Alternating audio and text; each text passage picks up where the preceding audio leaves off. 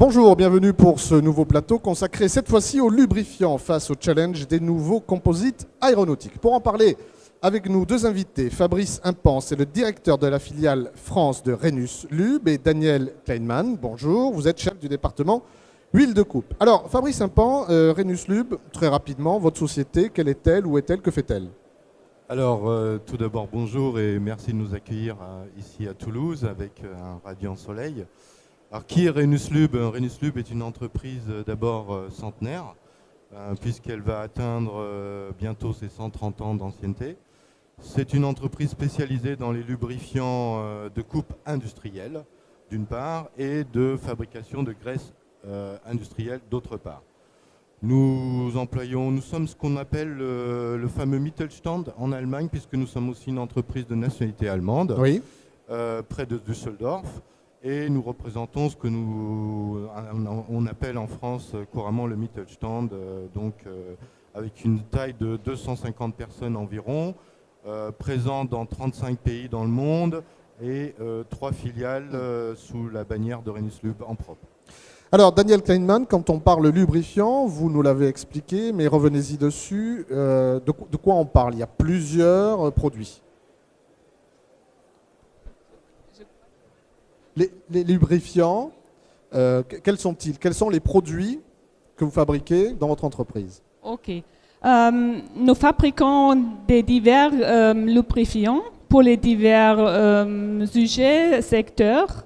Par exemple, des graisses, des produits synthétiques, des solubles à la base de l'huile minérale et aussi de synthétique, de l'huile entière et des produits pour la déformation. Historiquement, Fabrice, c'était l'industrie, peut-être l'acier pour si on veut simplifier, c'était l'industrie et l'acier historiquement. Un nouveau marché, celui des composites. Alors, pourquoi on attaque chez vous ce marché des composites?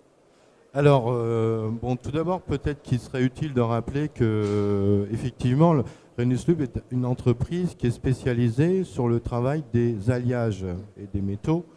Il se trouve que dans certains secteurs, pour prendre par exemple l'aéronautique, ces alliages sont aujourd'hui employés sous différentes formes, mais il existe un autre domaine qui a pris toute son importance au fil des années, qui est celui des composites. Oui.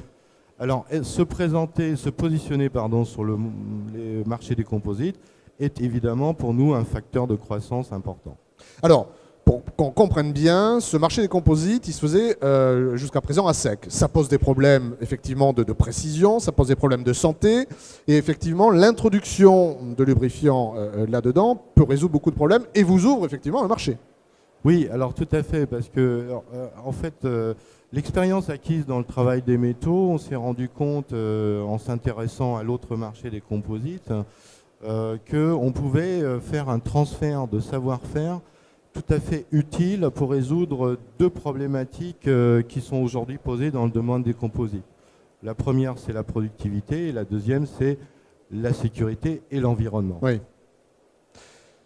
Il y a aussi quelque chose qui est important pour vous, c'est adapter vos produits. On peut peut-être voir avec vous, Fabrice ou Daniel, adapter vos produits à ce marché des composites. Ce n'est pas les mêmes lubrifiants que vous produisiez il y a 10-15 ans que ceux que vous allez fabriquer. Il y a aussi beaucoup de recherche et d'innovation dans ces produits pour pouvoir l'adapter à ce marché des composites. Oui, il faut rechercher un peu naturellement la matière de composite est un peu différente de matériaux que nous fabriquons jusqu'à aujourd'hui. Oui. Nous avons fait une grande recherche avec des différentes institutions en Allemagne, avec l'université et aussi avec le centre d'aéronautique. Voilà, parce que vous avez un partenariat aussi effectivement avec l'université et un centre. Oui, c'est ça. Et je crois, ensemble, nous avons trouvé une bonne solution pour l'industrie aéronautique pour l'avance. Alors, industrie aéronautique, mais un marché beaucoup plus large, puisqu'on parlait du loisir, les voiliers, les matériaux composites sont un peu partout en fait aujourd'hui. Oui, tout à fait. Les matériaux composites sont d'abord aujourd'hui, dans sa globalité, un marché mûr. On trouve leur application dans le domaine de la marine, dans le domaine des transports sous différentes formes, Oui. et aussi, et de plus en plus, dans le domaine de l'aéronautique. Peut-être juste un chiffre pour situer les choses. Le marché des composites a été estimé récemment dans un article de l'usine Nouvelle Oui. à un montant de l'ordre de 7 milliards de dollars, Oui. avec des perspectives de croissance en termes de valeur de l'ordre de 14 milliards de dollars à l'horizon 2025, c'est-à-dire donc un doublement de ce marché en termes de valeur. Alors, ce qui est important aussi à dire, c'est qu'on le voit, hein, il y a un doublement, mais pas forcément peut-être sur la main, sur le volume, peut-être plus sur la qualité. Oui, alors tout à fait, parce que derrière ce chiffre, si on y regarde d'un peu plus près, c'est pas en termes de volume que la croissance va se manifester, mais c'est en termes de valeur. Pourquoi ? Parce que de plus en plus, ces pièces en composite se complexifient, s'enrichissent de par leur matrice utilisée. On parle de carbone, on parle de Kevlar, on parle de résines sophistiquées, et c'est en ça que ces pièces deviennent de plus en plus complexes, de plus en plus riches aussi en termes de fonctions intégrées, mais donc de valeur. Il y a aussi une histoire de normes, bien sûr. On est en France et même en Europe, donc il y a des normes. Et vous le disiez, ces lubrifiants appliqués aux composites permettent d'avoir des découpes qui permettent effectivement d'être dans les normes, ce qui ne serait pas le cas s'il n'y avait pas les lubrifiants.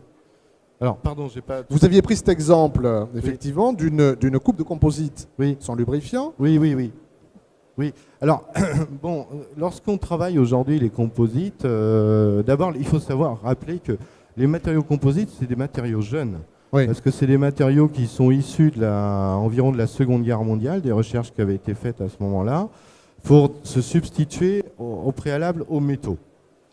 Et on s'est rendu compte, de par ses propriétés, légèreté, résistance mécanique, qu'on pouvait remplacer les métaux par ces matériaux-là de façon avantageuse.